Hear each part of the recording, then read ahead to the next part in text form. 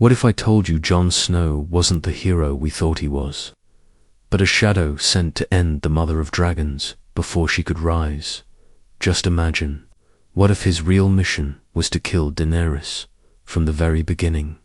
That's where this story begins, not with Ned Stark's head on a spike, not with a dragon flying over King's Landing, but in the cold halls beneath the Citadel months before Jon Snow ever met Daenerys Targaryen. Maester Marwyn was the only one trusted with the scroll.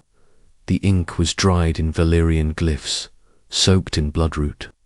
It came from the very edges of Old Town, marked with one seal, the three-eyed raven, and on that scroll it was written plain as day. If Daenerys Targaryen ever sets foot in West, she must be ended. She is the end. That's how the mission was born. And guess who was chosen to carry it out? Jon Snow. But not the man we saw, not the quiet, brooding king in the north. This Jon had been forged for something darker, trained by both the old gods and the Night's Watch, groomed in secrets, by none other than Bran Stark, who wasn't just seeing the past anymore, but the future. And in that future, Daenerys burned the realm in a fire of madness. Crazy, right? But it gets worse. Bran had seen the throne melting, children screaming in the Red Keep, Arya's face blackened with ash, Tyrion's hands covered in blood not his own, and Dragon, screaming into the sky, Ridleress. So Bran sent a raven, not to warn Daenerys, but to light the fuse. Jon was the fuse. And when Sam Tarly accidentally discovered Jon's real lineage, yeah, that wasn't an accident. The scrolls in the Citadel had been planted. Sam played his part. So did Varys. Hell, even Tyrion. Can you believe that? Tyrion knew, all along.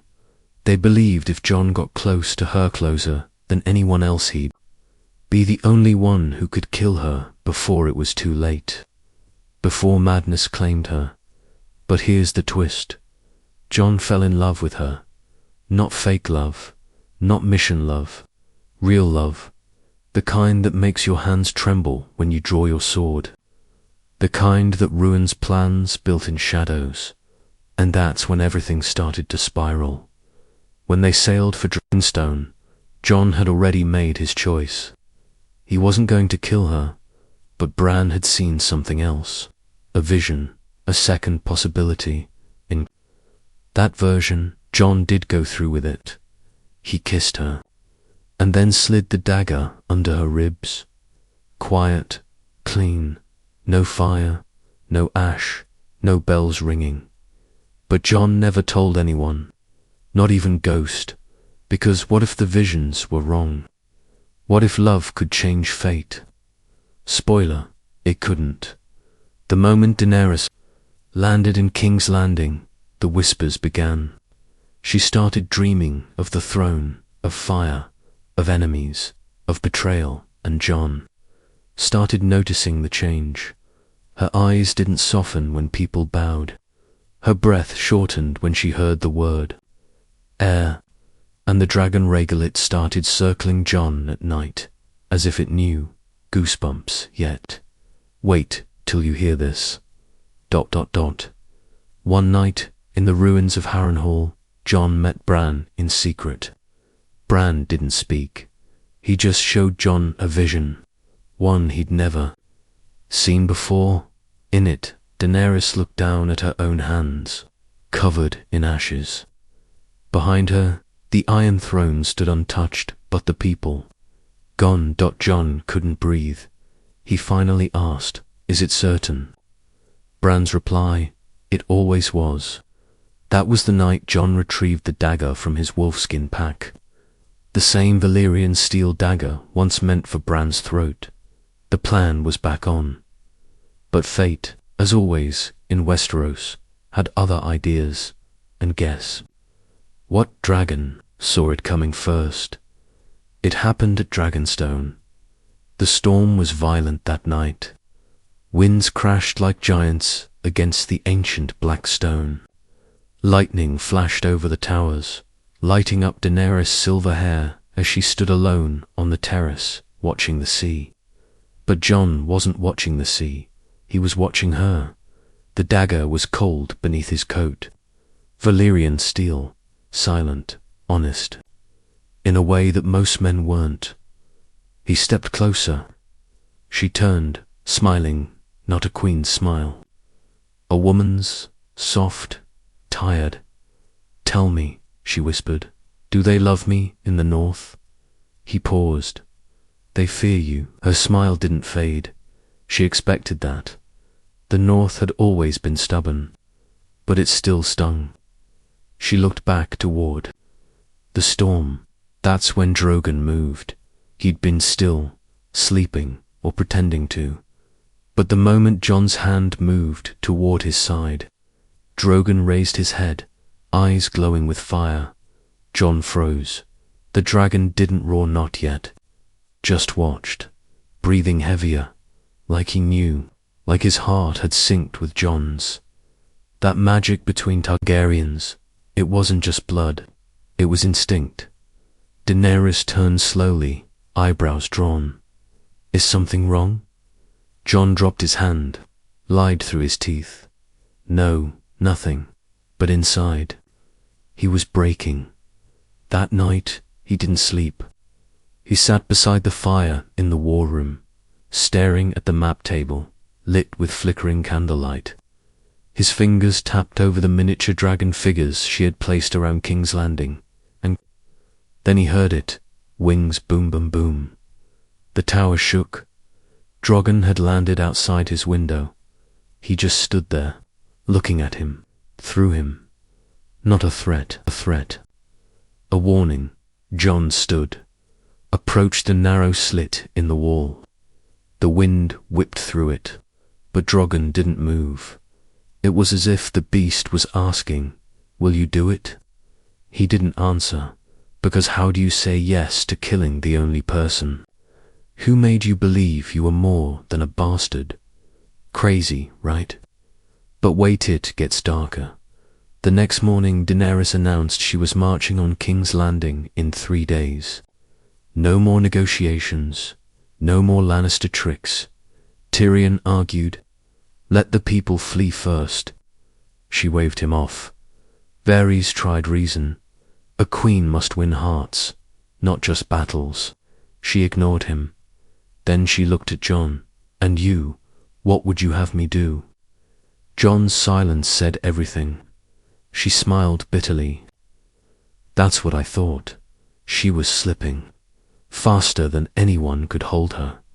And Jon, he was slipping too, because when he walked out of that chamber, he walked straight into Varys' cell, and Varys knew. "You haven't done it," he said flatly. Jon stared, said nothing. Varys shook his head. "Then the realm is lost." But here's the twist: Varys wasn't alone. On his table, several more scrolls. Not about Jon, not about Dany, but Bran. Boom. You weren't expecting that. Were you? The spider had figured it out. He'd been sending ravens not to declare Jon as heir, but to expose Bran Stark as the true puppet master. Jon grabbed the scrolls, read them. His hand trembled. Bran had moved all the pieces, even the Lannisters' downfall, even the wildfire. Caches under King's Landing. Everything. Varys' last words to Jon before the guards came. "You're not her sword, Jon. You're his. Mind blown." That night, Varys burned. But he wasn't the only one with fire in his eyes anymore. Because Jon finally realized this was never about love, or lineage, or Thrones. This was a game. One Bran was winning. And Jon Snow, he was just the last piece left to move. King's Landing, the sun rose red that morning like the sky knew what was coming. Daenerys stood in silence atop Drogon, her face unreadable. Her silver hair was braided like her ancestors, Visenya, Rhaenys, and maybe even Aerys. Below her, thousands of unsullied waited, still, sharp, merciless. Jon rode in silence beside Grey Worm, Ghost padding close at his heel. The streets of King's Landing had never felt more silent. Tyrion pulled Jon aside before the gates opened. "If she doesn't stop when the bells ring, will you?" Jon didn't answer. He just looked toward the Red Keep. But inside, something was breaking, because he knew she wouldn't stop. The plan was over. The mission failed. And now, something worse was coming. The Golden Company fell first. Drogon swept them away like ashes in wind. Then came the walls, and finally the city. People screamed, children ran. Soldiers surrendered. And then the bells rang. 1, 2. But Daenerys didn't stop. Her eyes locked on the Red Keep. Her knuckles white around Drogon's reins. And just like that the sky cracked open. She burned everything. Not just soldiers. Not just Lannisters. Everyone, women, children, scepters, blacksmiths, innocents, screaming in the streets. Tyrion collapsed on his knees. Arya, somewhere in the chaos, choked on Ash, Dot, and Jon. He stood frozen in the square, the dagger still tied to his belt, still unused. This wasn't war. This was madness. And it was his fault. He had time, days, nights, love, warnings, and he let it happen. Because he believed in her. Now all he could do was watch the kingdom fall. Then, Grey Worm struck. A Lannister soldier, already disarmed, throat cut in front of him. Jon shouted, "Stand down." Grey Worm turned, eyes wild. "You betray your queen." Jon lifted his sword, but it wasn't for Grey Worm. It was to protect the last shred of humanity he had left. And that's when it happened. Dragon saw him raise the blade. The dragon turned. A sound like a mountain, breaking, roared from its chest. Jon looked up. Daenerys saw him. Really saw him. Their eyes met across the fire and smoke. And for a moment, she looked afraid. Why? Because she saw it in him. That look, the same look Jaime had before killing the Mad King. The same look Jon gave the Night King. A cold, tired, mercy tart. She pulled Drogon away, but she knew he was coming. And that night, Bran opened his eyes in Winterfell and whispered only one word, now. The fires still hadn't gone out. Bodies burned in alleyways. The city stank of death and smoke. Ash rained from the sky like snow. The Iron Throne stood, untouched for now. But it wouldn't be long. Jon walked the streets alone, no unsullied, no Northman, just Ghost at his side, ears pinned back, low growls deep in his throat.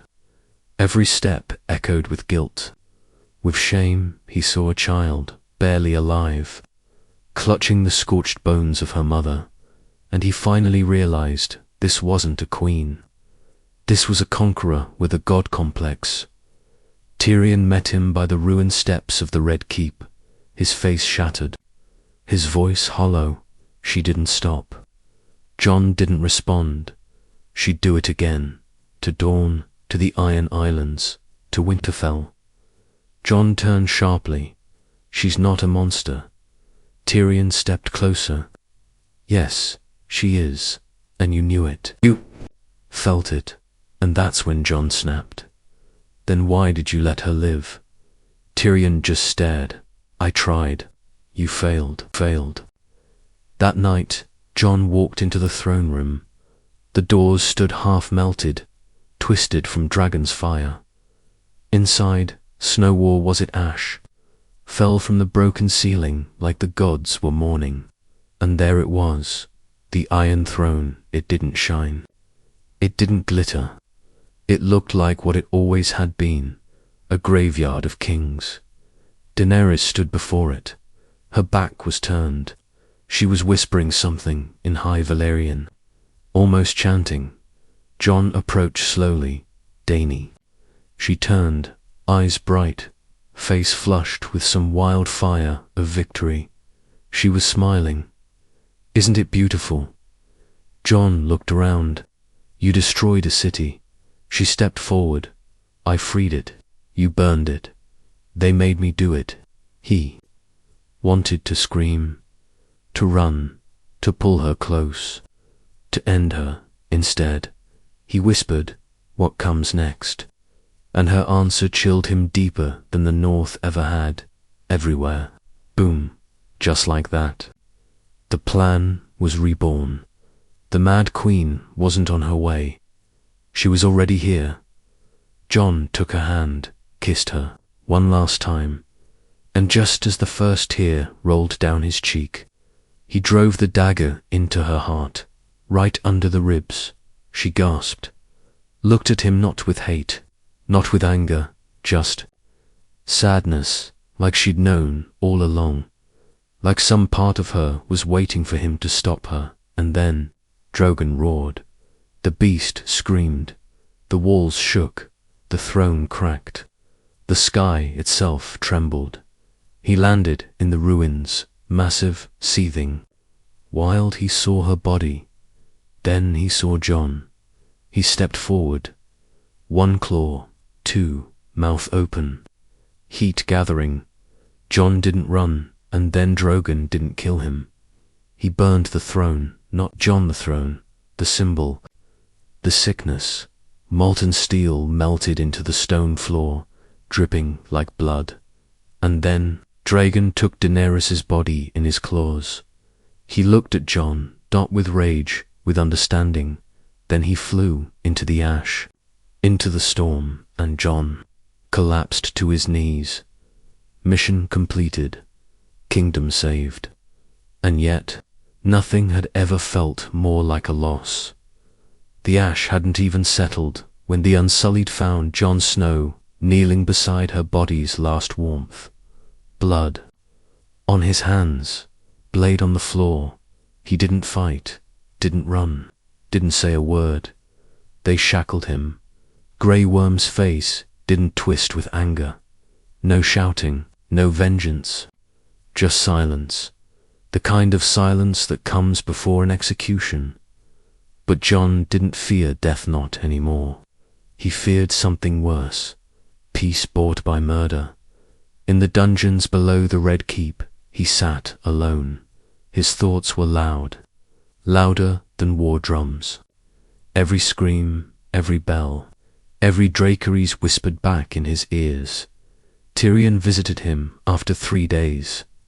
You did it, Jon said quietly. Tyrion raised an eyebrow. What did I do? You and Bran. You played me. The silence that followed wasn't denial. That's when Jon knew he'd never been the hero. He'd been the sword. Tyrion sat, his voice flat. You did what no one else could. What I couldn't. What the realm couldn't. Jon laughed bitterly. And now what? Another throne? No, Tyrion said. No more thrones. But oh, he was lying. And the proof came on the 4th day. The great council was formed, lords. And ladies gathered old names, burnt houses, fractured banners. Yora Greyjoy, Edmure, Tully, Gendry, Baratheon, Brienne, Samwell, Tarly, even Seer Davos. Voice shaking with the weight of survival. And thereat, the center Bran Stark rolled in silence. Eyes distant, Sam stood first. Let the people choose. Laughter stood next. Let the realm be ruled by someone who doesn't want to rule. And then he turned toward Bran, who has a better story than Bran the Broken. Jon, from his cell, felt it like a thread pulled behind his ribs. The choice was made. Bran accepted the crown, no sword drawn, no speech made, just eyes that had already seen it coming. A boy pushed from a tower now ruled them all, but Jon, he was still the last threat, because he knew too much. He knew the dagger wasn't his alone. He knew Daenerys was manipulated. He knew the whispers in Winterfell came from the weirwood and Bran. Bran knew that Jon knew. The sentence was passed, not with rage, but with gratitude. He would not die. He would be sent to the Night's Watch. Again, a second exile for a second. Crown he never asked for. Jon didn't protest. He just nodded. But when he left the city, Arya asked him one thing. Did you love her? Jon didn't answer. He just looked out to the north and whispered, I still do. The wind howled louder than he remembered. Castle Black stood the same, yet older somehow, like a relic still breathing, as if it had watched every lie Jon believed in burn. He rode through its gates like a ghost returning to its grave. The brothers of the Watch barely nodded. Most were new boys, no vows yet, no wars seen, but one thing hadn't changed. The cold ghost ran ahead, fur rippling, tail low. Even he seemed to sense it. The silence, too deep, too still. It wasn't just winter beyond the wall, it was something else, something waiting. Jon slept in the Lord Commander's quarters that night, but didn't rest. The fire couldn't fight the chill. Not this time, because something was off. He heard whispers, not voices, whispers, in the stone, in the cracks, like the wall was trying to speak. And then, on the second night, he found the chamber, hidden behind the rookery, a rusted hatch, covered in dust and raven bones. He opened it. Stairs led down, deeper than Castle Black was ever meant to go. What he found there changed everything. Ancient markings, carvings in the stone, the sigil of the night king burned into ice, and at the center, a frozen body, not quite dead, not quite alive, wrapped in furs older than the Targaryen line, and on its chest, pressed against blue Issa scroll, written in Bran's hand, he must never wake. Jon stumbled back, heart pounding. He didn't understand, was this the real Night King, another, a brother? But that wasn't the worst part, because the scroll didn't just warn it, confessed.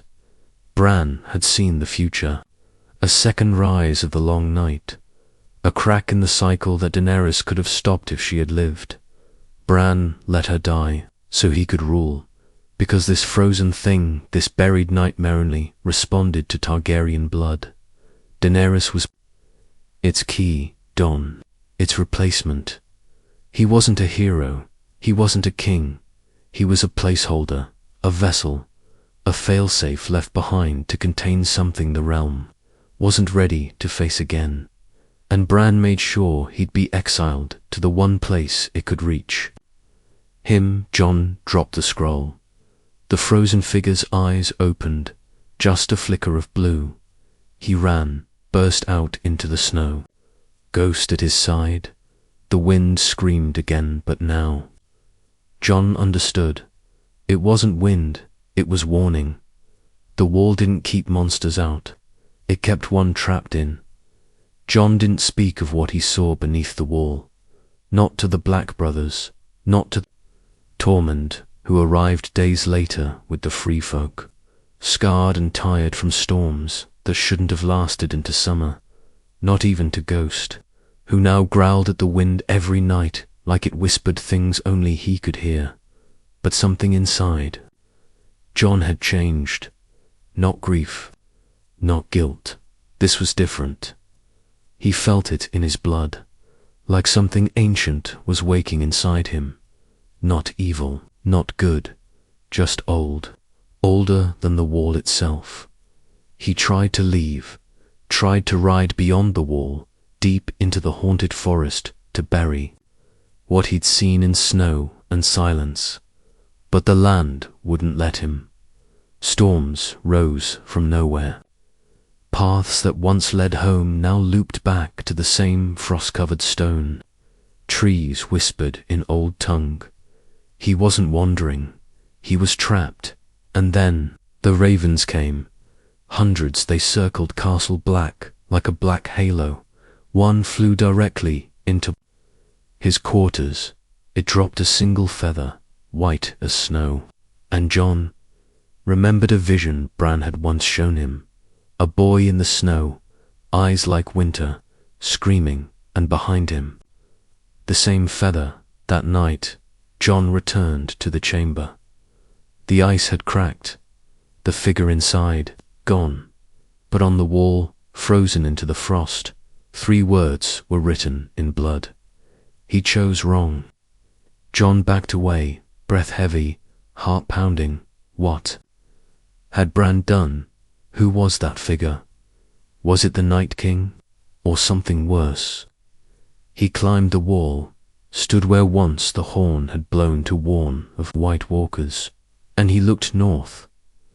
What he saw made him stagger. A fire in the snow. Burning blue dot. It wasn't just coming, it was already here. He rode hard to the free folk camp. Tormund met him, spear in hand. You feel it too, the wildling said. The storm's wrong, the ground's wrong. It's not winter anymore, Jon. It's something else. Jon looked toward the flames in the distance, then said it out loud for the first time. Bran knew. Tormund froze. What? He knew something would rise. Something even the Night King feared. Tormund's eyes narrowed. So why send you here? Jon didn't answer right away, because he already knew he was never meant to stop it. He was meant to become it. Targaryen blood, Stark blood, raised in the Watch, trained to kill, bound by prophecy, broken by love. Jon Snow wasn't just the last line of defense. He was the next host, and deep down, part of him felt it. A hum in his bones, hunger in the wind. He looked to Ghost, the direwolf wind backing away slowly. Not yet, Jon whispered, but soon. And Bran sat in King's Landing on a throne of cold ash, smiling with eyes that saw farther than any crown ever should.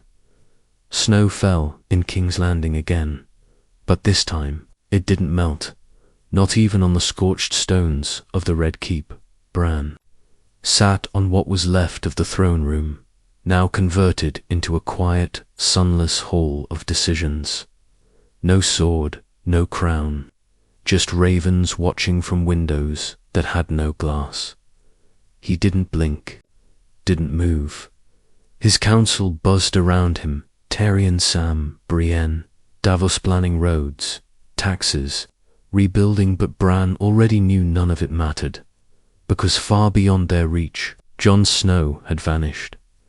Weeks had passed, no word from Castle Black, no ravens returned. Ghosts never came south. Tormund's last rider arrived half-frozen, blind in one eye, whispering only 3 words before dying in the gates of Winterfell. It walks again. The north stirred with ancient fear. Wolves howled through the wolfswood like they did before the first long night. And every night, more stars vanished from the sky. Arya felt it too. Far out at sea, her compass spun wildly. The winds no longer listened to maps. The water froze at the edges. Her dreams were full of ash and blue fire. And always Jon's voice, calling her back. Come home. In Winterfell, Sansa watched the flames die too quickly in her chambers. Bran's ravens flew overhead in endless circles, and then it happened. A scream from the wall. No horns, just a scream that echoed down the north like the sound of the world breaking open. Brienne and Podrick rode through 3 snowstorms to reach Castle Black Dot. They found no guards, no torches, just black robes, folded neatly in rows, and in the center of the yard, carved into the frozen ground, the sigil of House Stark, with a Targaryen circle of fire around it. Brienne touched it and froze. A vision slammed into her mind, Daenerys rising from flame, eyes glowing. Jon behind her, unburned, but his eyes, not brown anymore, not even blue, just white, the same color as Bran's. She staggered back. Podrick was already running. Too late, from the highest tower, a horn blew, once, twice, then, a third time. The sound hadn't been heard in generations. The dead were walking again. But this time, they weren't led by ice. They were led by both. Jon Snow emerged from the forest beyond the wall. Not armored, not crowned, just cloaked in black. But he wasn't alone. Behind him free folk, black brothers, children of the forest, and something older taut figures wrapped in red and grey, with eyes stitched shut. And at Jon's side, the ice-forged being Bran had tried to bury the ancient soul bound to the blood of kings. Jon didn't smile. He didn't wave. He looked south, whispered something only Ghost could hear. If fire won't save them, maybe winter will teach them. King's Landing, Bran's eyes fluttered open. For the first time, he looked afraid. Tyrion asked, "What is it?" And Bran whispered, "I lost him. No bells, no dragons, just snow and silence.